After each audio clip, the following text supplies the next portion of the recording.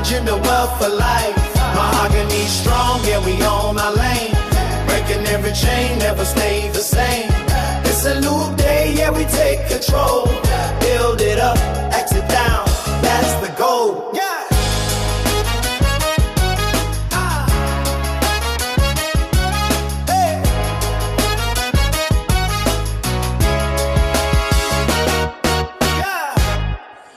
Hey everybody, this is Dr. Dan, and this is the Mahogany Circle Podcast. Thanks for being with us tonight. Tonight we're going to talk a little bit about a topic that's destroyed more businesses, more partnerships, more marriages, more nonprofit organizations, and more dreams than perhaps any other principle that we teach. So first of all, want to say hello to my intrepid co-host, Dr. Tabitha. Dr. Tabitha, how are you doing? I'm doing well. Thank you so much, Dr. Dan. I'm so excited about this topic on tonight. I believe that this is going to be an amazing episode because the law of proper yoking is real heavy, right? It is hefty as well, but it's also a necessary topic for us to talk about. Absolutely. Absolutely. So as Dr. Tabitha said, we're talking about yoking, and we are not talking about eggs over easy, sunny side up, or even those little hockey pucks that you get at McDonald's. We are talking about making sure that you are aligned with the right people at the right time. And the simple fact is that most people do not fail because they're lazy. Most people work hard. Most people don't fail because they're not smart. And, most people, it's almost impossible. We learn from 3 screens at a time all day. So our actual society is more intelligent than it's ever been. And most people fail simply because they're connected to the wrong people in the wrong ways. Dr. Tabitha, have you seen this before in your life? Oh, yeah, absolutely. This is so true. Many people spend years trying to improve strategies when the real issue is alignment, right? You can have incredible vision, you can have talent, resources, but if you're improperly yoked, eventually everything becomes harder than it should be. Like, I know this all too firsthand, having had the opportunity to be in a partnership, losing, $500,000, the house, the cars, all the things. So it definitely became the blessing of a lifetime, though, for me, because it allowed me to build back better, stronger, with more wisdom, and to be able to just be more succinct, right, in everything that I do. So, Dr. Dan, this is all too very relevant of a topic for me, for sure. Exactly. So tonight we want to talk about what proper yoking means, why some partnerships create exponential growth, why others create absolute exhaustion and turmoil, how to evaluate people around you, and then real world examples from business, sports, history, and entrepreneurship. So let's start with the actual definition. So when I say yoke, right, both Dr. Tabitha and I are from the East Coast. I'm from the Mid-Atlantic. She's from the South. And the concept of yoking is really just the yoke is just a wooden beam that connects 2 oxen together. So if you can imagine being in an agrarian society, you have to plow your field. You have 2 oxen that are there. You put this yoke across them, and you have the oxen plow the field for you. Now, a very simple visual, if you can put it in your mind, is if you have 2 of the same size and strength oxen, your field will always get plowed efficiently, consistently, and straight. But what happens if one ox is exceptionally large and the other ox is exceptionally small? What happens? You basically just go in a big circle over and over and over again because the larger ox overpowers the smaller one. So what does this have to do with business? Well, we understand that purpose is not just a connection, it's multiplication. 2 ox working together can pull dramatically more weight than any ox alone. But the key is the yoke only works if both animals are moving in the same direction, Dr. Tabitha. Yeah, that's the first lesson, right? Connection alone isn't enough. Alignment matters. And some people are connected, but really not aligned. And this is where you actually get the opportunity to test both strengths, right? Like, I believe this is why they say sometimes the opposites attract, right? Where I'm strong, you're weak. Where you're weak, I'm strong, and that allows a lot of synergy. That also brings balance, right? And then having proper understanding, I think, is everything, because that means that every area is going to be covered along the partnership or along the equation for yoking, which brings in that balance. So this definitely really does resonate and bring a lot of clarity to the situation when you understand really what yoking is. Absolutely. And in life, sometimes we confuse chemistry with alignment. I know some of us have seen this in business, some of us have seen this in marriage, or at least the first marriage. That even though there's chemistry there and people like each other and people want to work with each other, you can like them, you can enjoy them, you can admire them, but liking someone and building something with them are two completely different things. So we always like to use examples of how this works. So let's talk about one of the most famous examples in history, Apple. Now, most people know of Steve Jobs, obviously, before he unfortunately passed away. Many movies and documentaries have been made about him and made about everything from his attitude, his creativity, to his wardrobe. But far fewer people know about Steve Wozniak. So Steve Wozniak was Steve Jobs' co-founder with Apple. Jobs was the visionary. He went out there and he explained the vision. He got on those stages. He showed you what an iPad was. He showed you what an iPod was. He showed you what an iPhone was. And he's the person who kind of stood on the stages to make that happen in his black turtleneck that we all were used to seeing him, at least in business school. Now, Steve Wozniak was the builder. He actually built the Apple computer, built the iPhone, built the iPad. And he's the one that actually created the products that people wanted. So Jobs, he went out there and he imagined what things look like. Wozniak went out and he engineered what that was. Jobs went out and he basically sold these from the stage. But Wozniak was the one who created them. Obviously, Jobs cannot sell them unless Wozniak creates it. Jobs cannot imagine something that Wozniak couldn't engineer. So neither one alone creates Apple. So even though Steve Jobs got a lot of the shine because he was on the stage in the black turtleneck, he certainly was not the only person who made Apple computers a success, Dr. Dev. That's right. And that's such a powerful lesson, because many entrepreneurs think they need to become everything, do all parts of it. I quite often like to reference it to a house, right? Like, we can be great house builders, but we don't have to do all the work. A lot of times you find that there's an architect involved, there's the engineer that's involved, there's the plumbers, the electricians, the sheetrock guys come in, somebody's laying the flooring. All of those people actually matter. And in Steve Jobs and Steve Wozniak's example, they knew the strength of the two, and because of both of those synergies, it worked, and it's become one of the world's largest conglomerates today as a result of having a visionary and then somebody that's doing the work behind the scenes, right? And that is genius from the standpoint of they were able to get it done. So maybe they simply just needed the right partner, and in this case, they really showed us how it's done. So I absolutely love Apple as a great case study for sure. Absolutely. And, many founders spend years trying to become something that they're not. And instead of doing that, what we would say through Mahogany Circle is just find your complement. If someone's salt, become pepper. If someone's ketchup, become mustard. If someone's peanut butter, become jelly. You have to find that complement to what you're doing. So Jobs wasn't trying to become Wozniak, and Wozniak definitely didn't want to become Jobs. And Wozniak had to be the type of personality that allowed Steve Jobs to be, how would I call it, mercurial and sometimes abusive. And if he had the exact same ego that Steve Jobs did, he would have walked off the job. And then there is no Apple computers without him engineering. So neither was trying to become the other person. They stayed in their strengths and they stayed properly yoked. Now, a big portion of yoking is understanding the difference between captains and generals. Now, when I say that, most people think to themselves, well, isn't that kind of the same thing? Not really, because they actually do two completely different things.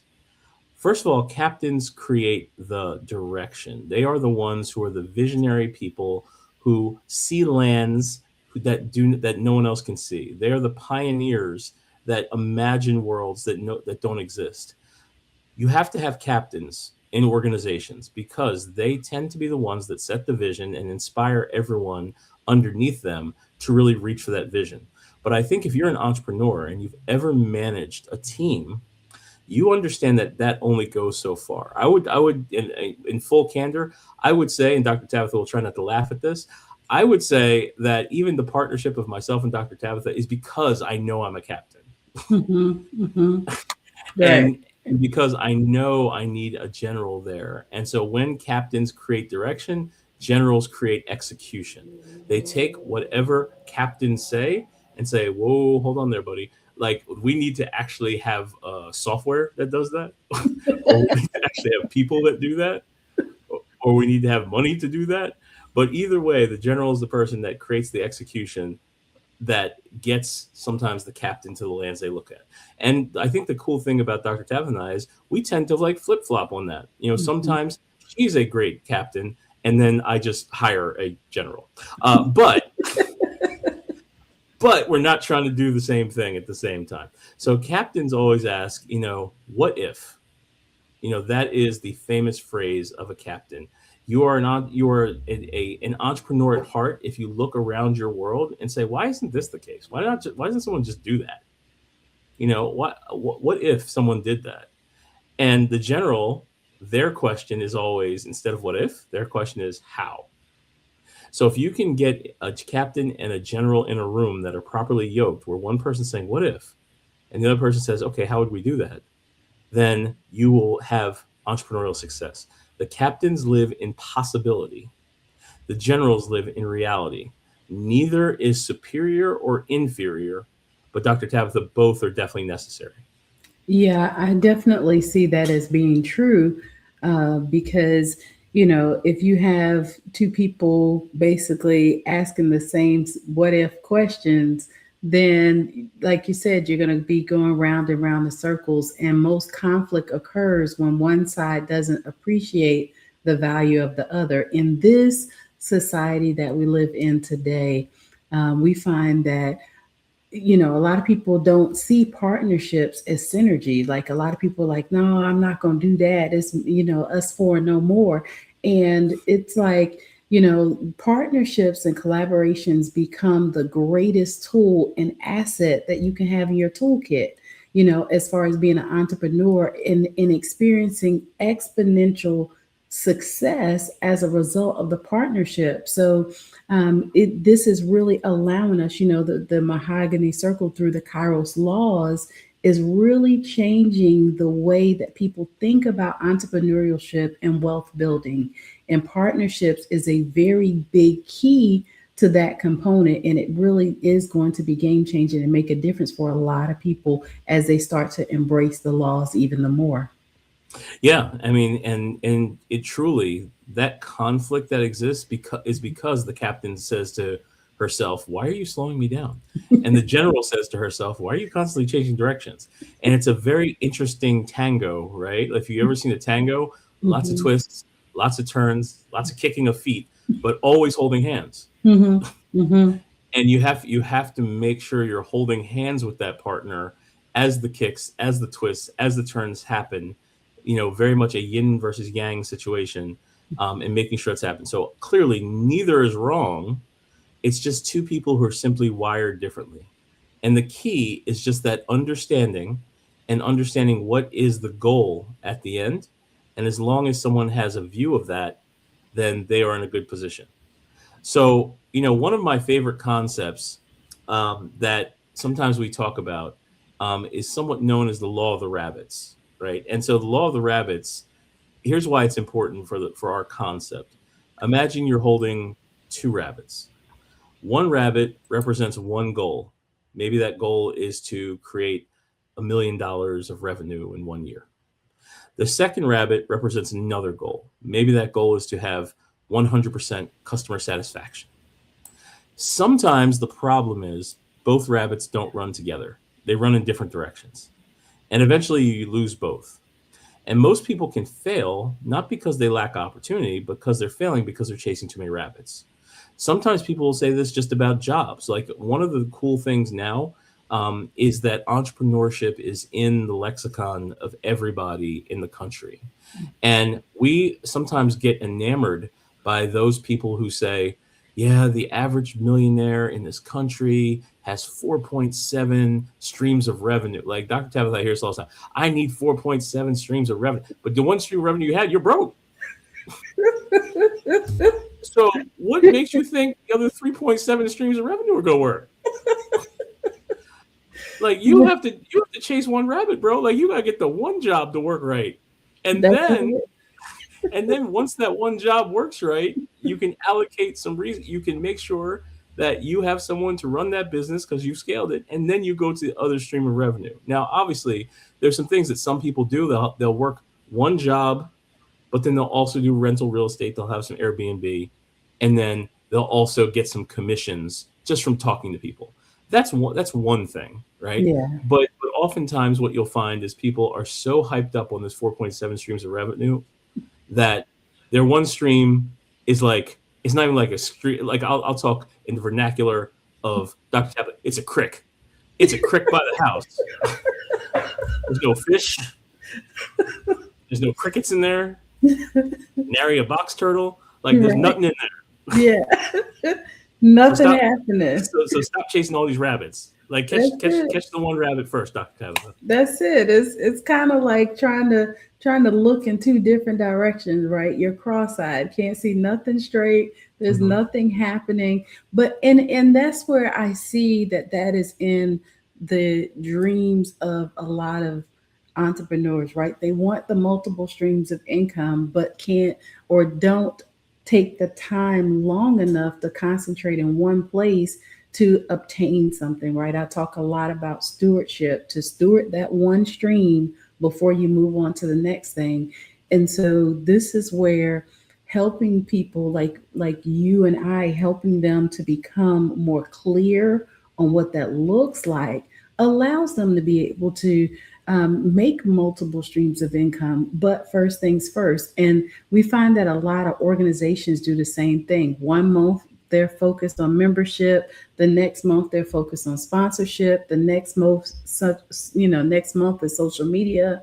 The month after then is events. Nothing gets enough attention to flourish. And, you got to figure out what's the lifeline of the business. All of those areas need attention, but you got to have a focal center point of people to be able to, sell to first of all. So something has to be first.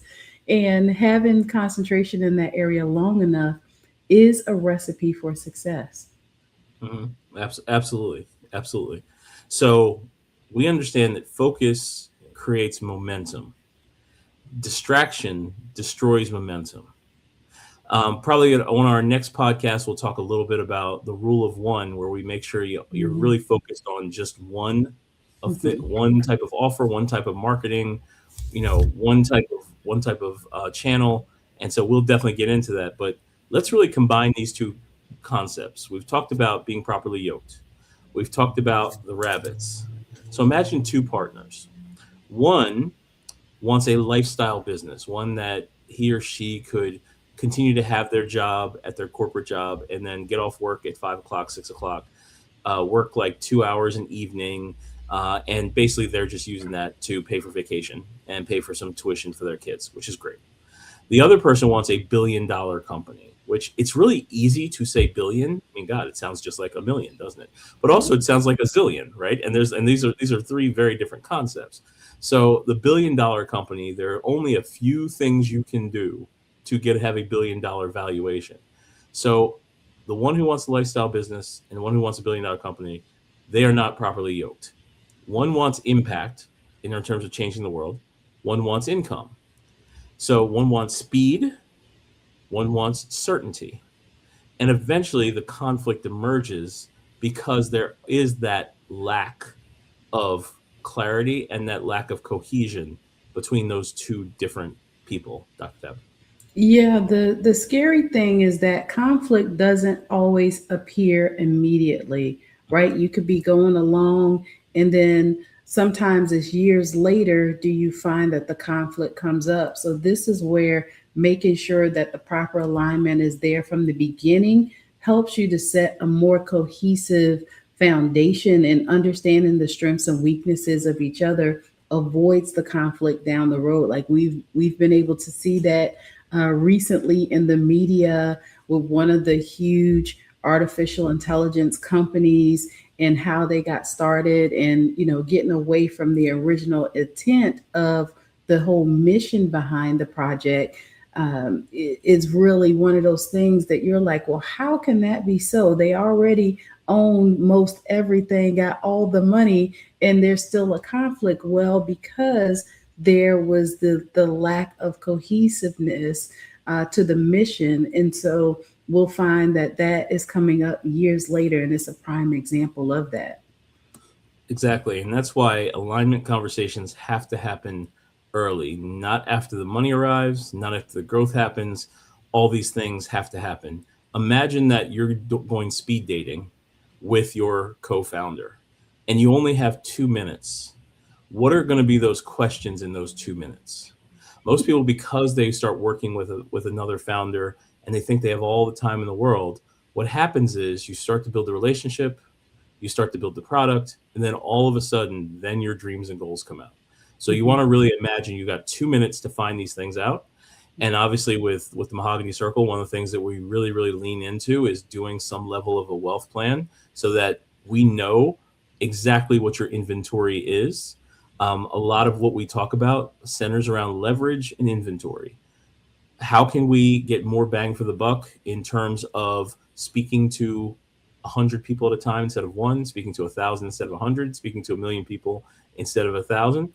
And then also, what is your inventory so you can make sure that you are on the lookout for people with a complementary inventory to you. Once you find that, then you found a good potential partner. So if you are someone who is awesome at engineering, but not great at graphic design, that person might be someone who is the right type of partner for you. And as long as you're at the same level of commitment to excellence in those areas, then you might be properly yoked. So let's talk about some of those examples of people who seem to be properly yoked. Warren Buffett and Charlie Munger, like rest in peace, Charlie Munger, different personalities, with Berkshire Hathaway, but same values, very different approaches, same destination. Martin Luther King Jr. and Ralph Abernathy, different gifts, same mission. I mean, for goodness sake, one was an alpha and one was a kappa. Like, what's more different than that? But they definitely had the same vision and passion. Oprah Winfrey and Gayle King, very different strengths. One strength is their Oprah. The other strength is they're a friend of Oprah. But mutual trust there. My favorite team growing up, the Bulls, Scottie Pippen and Michael Jordan, very different roles, shared the same vision. You ask people who played versus them, most people will say, no matter what, that Jordan was the best player of all time, but they would probably say Scottie Pippen was probably top 10 player. But he just had a very different role on the Bulls. But the common denominator was alignment, not similarity, alignment, and an unbelievable desire to win. And ultimately, Dr. Tabitha, that is one of the things that people have to have. Yeah, absolutely. That's such an important distinction. You don't need people who are just like you. And that's one of the things that we have to remember is that, people want to, have their best buds, their best friends, all those things to come alongside them.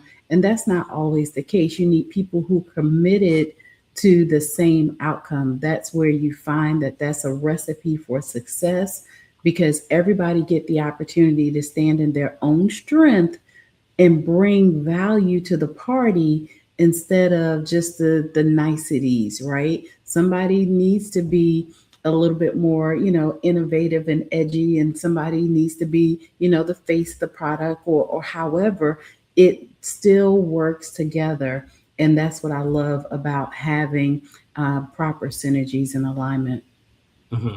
Yeah, I mean, I think being a college professor for 20 years and teaching entrepreneurship at some of the better business schools in entrepreneurship programs in the country, I was always very wary of the two young women or the two young men who'd come up and say, "Yeah, we want to start this company together." It's like, "Oh, why?" It's like, "We've known each other since the third grade, and we're just alike." And it's like, "Oh, bro, look." Like, watch I out. was like, yeah, I got a better idea for you. Why don't one of you like do real estate and the other of you does a mortgage brokerage, and then you find two other people, and you can constantly bounce business off each other since you're just alike. But you Yeah. have to make sure that there's that complementary side to it. So everyone who's listening, I want you to ask yourselves 7 questions. And take a second to write that down, type that down, text that down, WhatsApp that down, Evernote that down, whatever you do. The first question is, who am I currently yoked to? Right? We know the concept that birds of a feather flock together. We know that your success in life is usually a direct um, determination of the 5 people you spend your most time with. But that doesn't necessarily mean you're yoked to those people. Right. Who, from a business perspective, are you yoked to? Number 2, are you pursuing the same rabbit? Are you too similar in terms of your skill sets in such a way that you're going to need to look outside for another complementary skill set? Number 3, and this is incredibly important, do you define success the same way? If you have one person on the team who's a bachelor, who stays out at night, who gets a couple drinks, has all the time in the world, another member of the team who's got 4 kids at home, is married, like all those things, can it work? Of course it can work. Mhm. But those two people may define success in a different way. For one person, success is maybe having an 8-figure business. For the other person, success is maybe putting kids through college. So once the kids get full scholarships to college, for the married person, will that drive be there in the same way? Because now that's been taken, right? There's a reason that was it 80% of lottery winners are broke in Mm-hmm. 5 years because they didn't work for it. Right.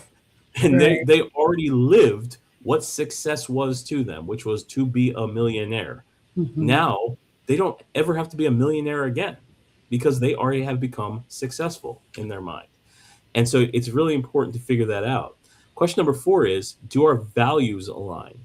Is one person willing to be completely cutthroat and do anything necessary for success? Or is one person more patient, more laid back, and knows that with consistent action, success will come? I'm not saying one is better or worse than the other. In my career, I have been both. But what I'm saying is it's very hard to make one person change. And the question number 5 is, am I trying to change them into me consistently? That is both a fool's errand and incredibly difficult. By the time most of us turn 30, it's way harder to unlearn than it is to learn. Mm-hmm. And you just don't have the time, the day of days, and the patience to be able to be in a process of unlearning while you're trying to grow a business. You're way better off just being yourself. Question number 6 is, am I respecting the gift that they actually bring?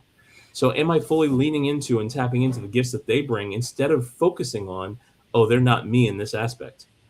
And question number 7, which is really where the rubber hits the road, if you're really honest with yourself, would I choose this partnership again? That is where, whether we're talking about business, whether we're talking about relationships, that is the real question. And so we always, with every relationship that we have, we want to be in a position where we would always choose that partnership again. And those 7 questions, Dr. Tabitha, can save years of frustration.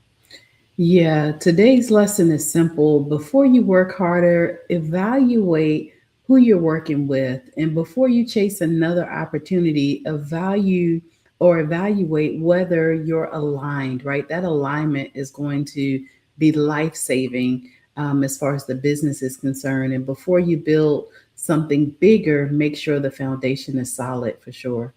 Beautiful. So I'm going to leave everyone with this for this evening. The wrong people can make the right opportunity fail. The right people can make the average opportunity thrive. If you're a sports fan, I know you've seen plenty of teams that did not have the best player in the league or a top 10 player in the league who've won a championship because they had the right people with the right opportunity. So success is rarely about finding better opportunities. It's usually about creating better alignment. So you want to find your rabbit, you want to find your role, you want to find your yolk, and put them all together. Sounds like a stew. But you want to find all those things and put them all together. Because when people aren't properly yoked around a common vision, or when they are properly yoked around a common vision, extraordinary things become possible. So thank you for joining us for another episode of the Mahogany Circle Podcast. We'll see you next time. And as Dr. Tabitha always says, keep building wealth, purpose, and legacy. Welcome to the Mahogany Circle, where we rise up, make it all come forward. From the ground up, yeah, we build it right, turning knowledge into wealth for life.